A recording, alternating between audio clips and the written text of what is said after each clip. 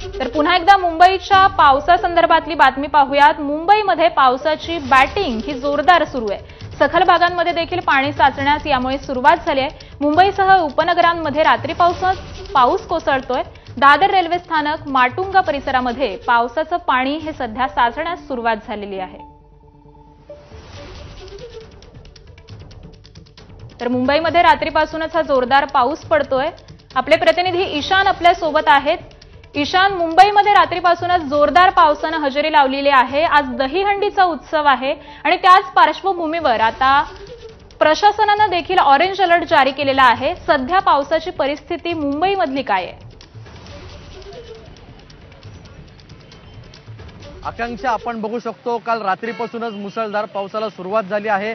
हवामान खात्याने कुठेतरी या गोष्टी सर्व वर्तवल्या होत्या। सध्या आपण सायनच्या किंग सर्कल भागामध्ये आहोत। आपण बघू शकतो 3 फूट एवढं पाणी हे सध्या साचलं आहे। अनेक गाड्या या पाण्यामध्ये बंद पडल्या आहेत। सध्या आपण बघू शकतो बस देखील अडकली आहे।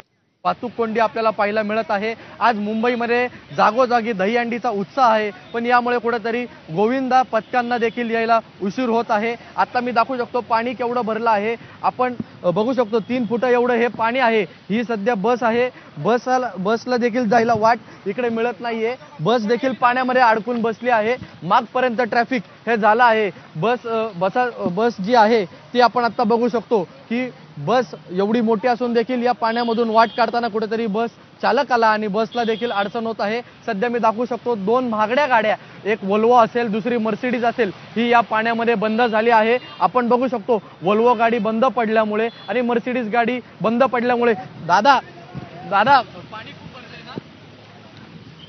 आपण बघू शकतो की या 2 गाड्या बंद पडल्यामुळे मोठ्या ज्या बस आहे, ट्रक आहे, त्याला अडचण होती।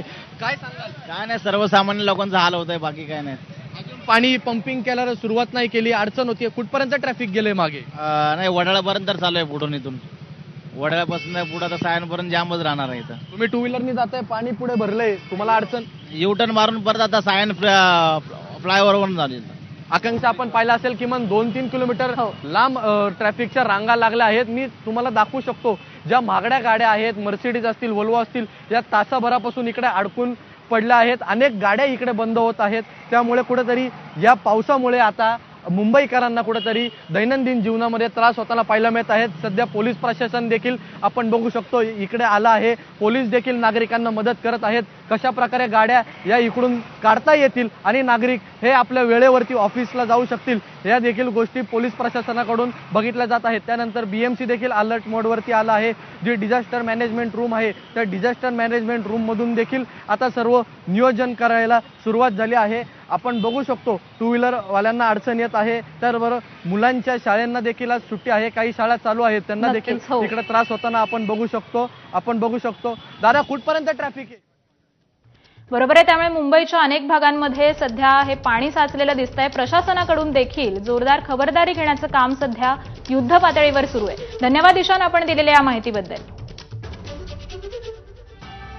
मुंबईच्या सायन परिसरामध्ये तुफान पाऊस। सायन सर्कल परिसरात पाणी साचलेलं आहे। पाणी साचल्यामुळे नागरिकांची तारांबळ उडतीये।